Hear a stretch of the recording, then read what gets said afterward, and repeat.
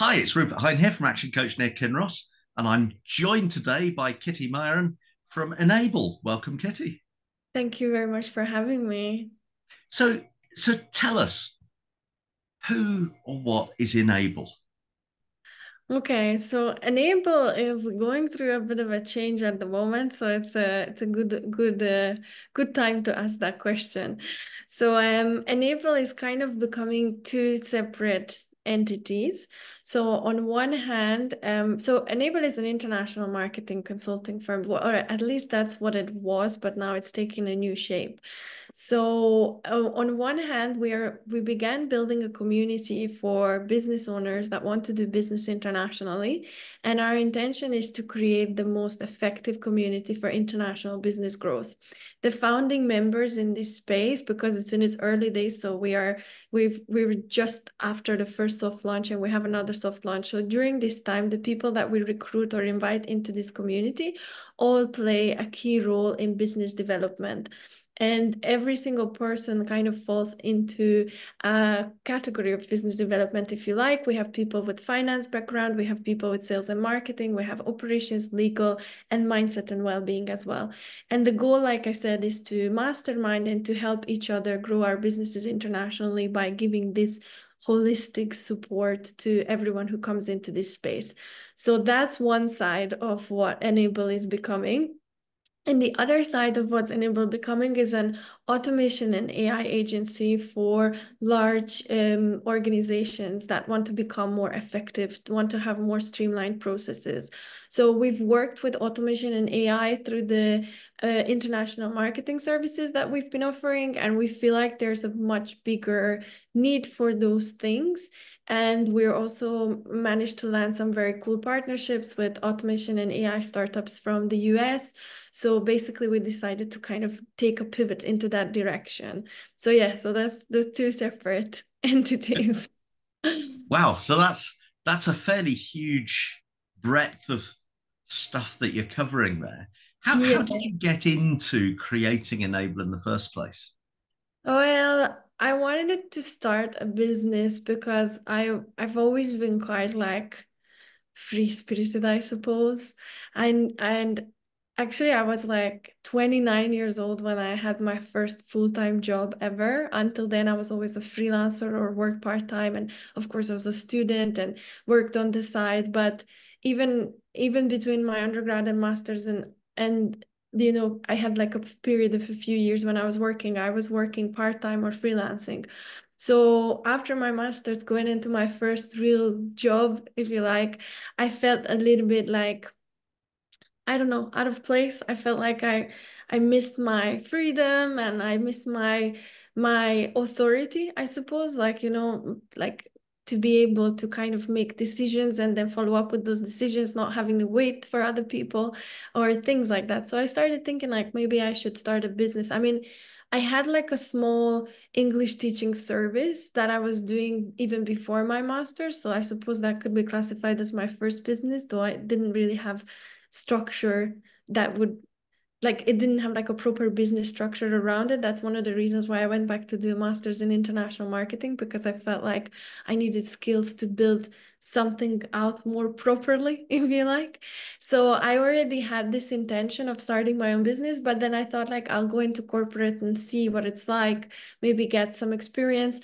So I did. So I was there for 1.5 years, working with the university.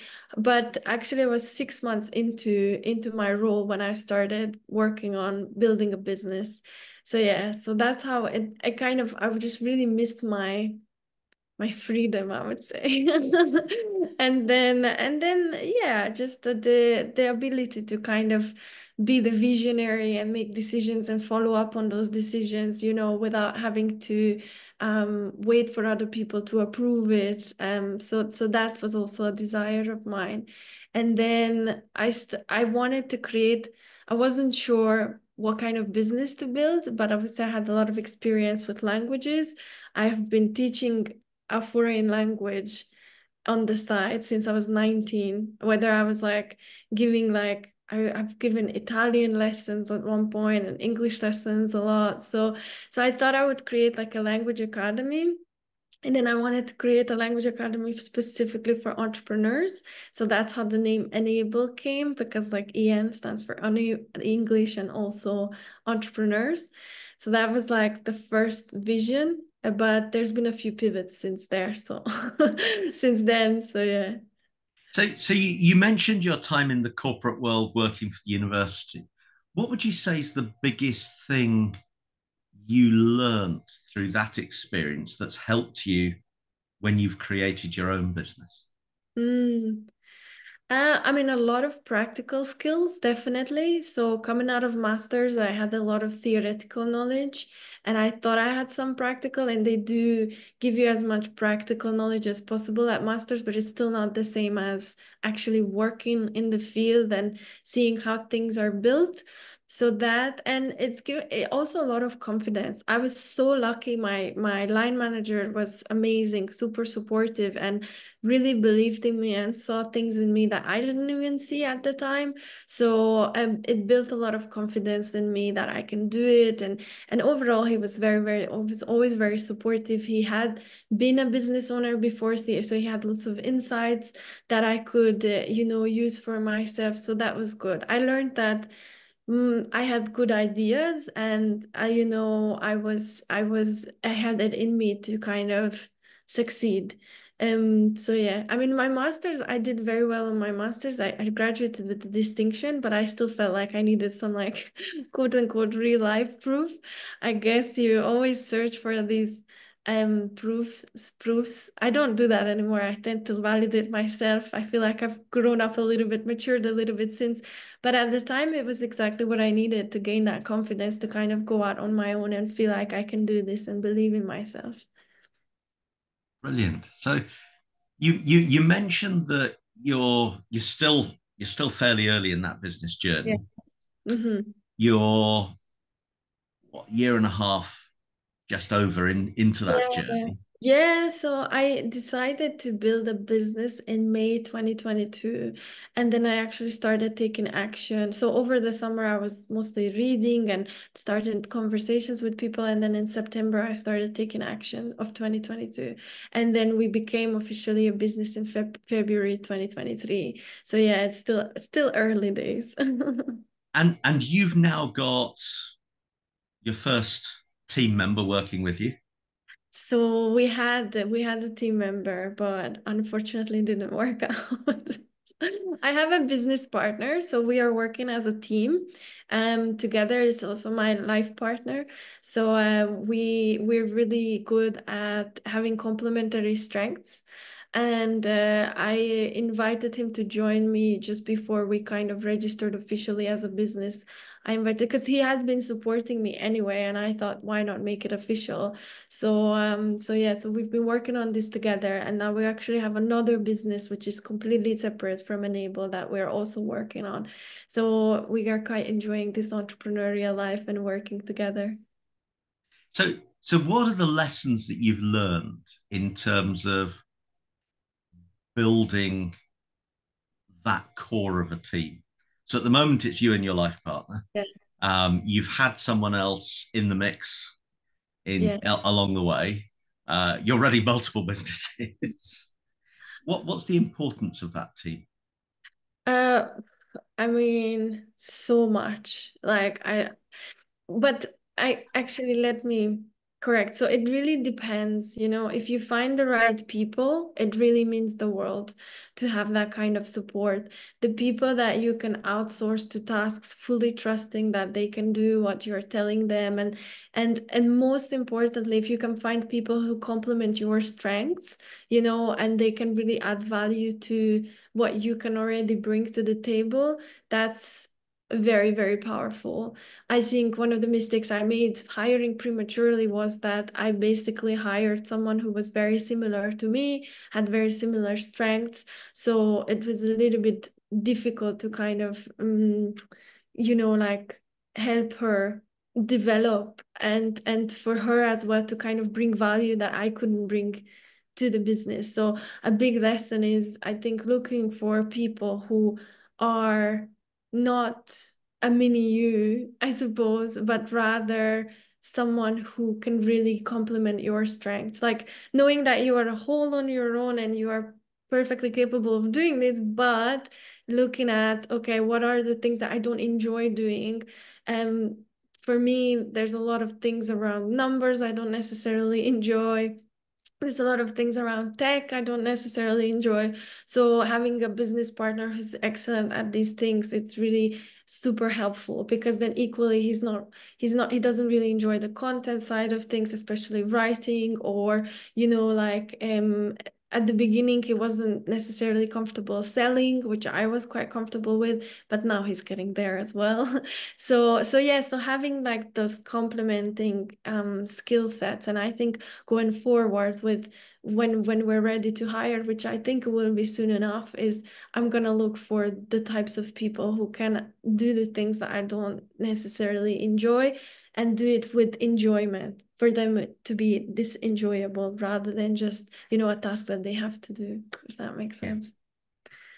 yeah. It's fascinating. You're right. Having that diversity of both views, skills, and Mm, the way people work is so powerful in a business. exactly. So you mentioned there that your technology is not your favorite Hmm.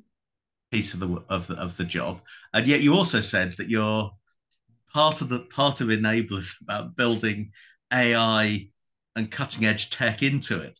Right. So that is the part, like I said, we're kind of creating two separate entities. So that is the part that my business partner is looking after. So there I mostly just do the networking part, finding the right types of clients and strategizing on that angle. But then he takes over the projects and he does all the work.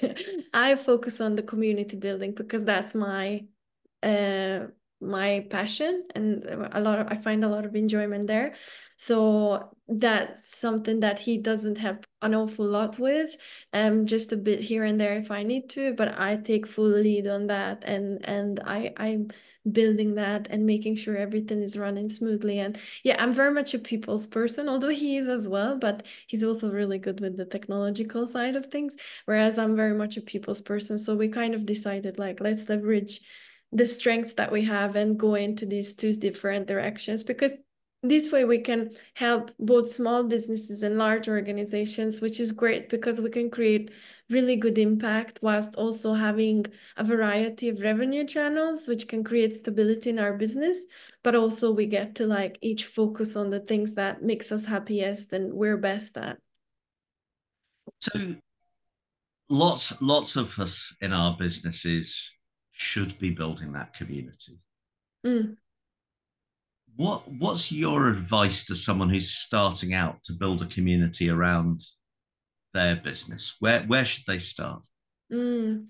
I think the most important is that the community has a common goal. People in the community are working towards a common goal, because that way you can get people excited about wanting to be part of it, and get people to see the value in it, because you get ongoing support and accountability whilst you're working towards reaching your goal. So whether that goal is, I don't know, to lose some weight, or to get over some type of grief, or not get over, sorry, to process some type of grief, or to raise the children in a certain way until a certain age, or build the business internationally, which is our thing. It's the most important is that they have a common goal that people work towards, because there's that. Yeah, that's how people get excited about it and wanting to join, because it's one of our primary needs as human beings, the need to belong. So people actually want to be part of these communities.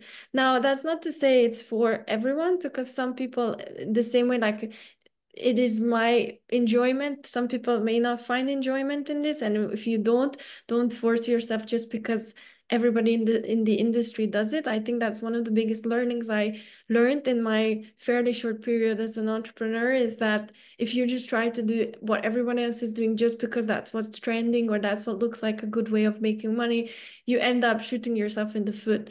So instead, just follow what feels right to you. For me, in my case, it felt really right. I really felt like I wanted to support entrepreneurs in a much more holistic way than I can on my own. I wanted to make sure that everybody who kind of invests into my company gets a lot of support, not just from marketing, but from other angles as well, because there's so much more to business than just marketing or just finance.